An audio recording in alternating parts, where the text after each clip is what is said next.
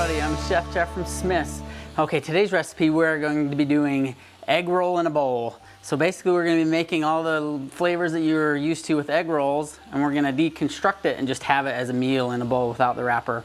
Egg rolls are delicious, but this is equally delicious, and it's great for a meal instead of just an appetizer. So let's get right into it. Okay, so meat. You could use any kind of ground meat that you decide. It could be ground turkey, ground beef, ground chicken, ground pork. Any of those will work just fine. I chose for ground beef. And what I did is I browned the ground beef. Before I put the ground beef in though, I put some onion and some garlic and ginger. I sauteed those for a little bit, and then I added the ground beef, and then that's what I have in this pan right here. So it's my brown ground beef. There's garlic, all those yummy flavors going on. That's the base of it. I'm gonna sprinkle a little bit of salt and pepper on, because we want to be seasoning as we go, not just at the end. Season your ground beef, add some more things, season that, so it just makes for all around more delicious final result. Okay, next part is the coleslaw. So egg rolls have cabbage, so what we're going to do is just grab one of these convenient little coleslaw bags you find at the produce section at your local Smith's. They're like $1 or something, they're cheap. I use these in a lot of different ways, but this has the carrots in it as well. This might seem a little weird when I add this, but let me dump this into our pan. And it looks like it's going to be way too much for this pan, right? And it does at first. In fact, looking in hindsight, I probably should have used bigger pans for this, but I didn't, so that's okay. But maybe it's good because then I can kind of show what's going on here. But as this cooks and the steam kind of gets into it, that cabbage is going to start to wilt, and the carrots are going to start to wilt, and it's going to go down and cook down. So if you've got a bigger pan, please use a bigger pan. Don't take my advice on that one. Okay, or at least what I'm doing here anyways.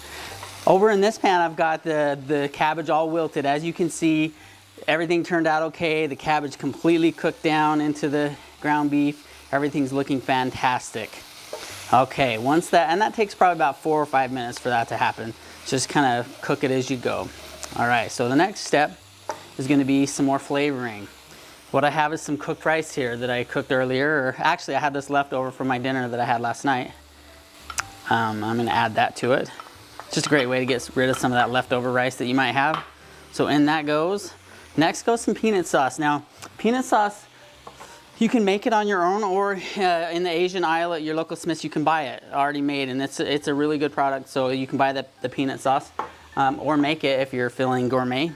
But I'm going to add that peanut sauce right here. I love peanut sauce. Just noodles with peanut sauce is something that's super delicious. So we'll go peanut sauce, then hoisin sauce. You can also find that in the Asian section at your local Smith's. That's kind of like an Asian barbecue sauce, is how I would describe it. Okay, next goes in our soy sauce. And then lastly, some chicken broth just for a little bit extra moisture. And then you're just gonna stir that together. And then basically, once it comes together, it's basically done. I'm gonna throw a little bit more salt and pepper in there, because adding all those extra ingredients, it's gonna need it. So we'll add a little bit more. But that's egg roll in a bowl, guys. I actually have some done. Let me push this one aside. I finished this one earlier. Egg roll in a bowl. And how you eat this is you just put it in a bowl, just like it says. Just dump it right in a bowl and eat it just like a meal. It's got the vegetables, it's got the rice, it's got everything you need just in one bowl, which is another reason why I really like this recipe. And so I'm gonna garnish it with a couple of lime wedges, maybe some green onion, just because green goes good on everything. Maybe some sesame seeds. You can find all these ingredients at your local Smith's.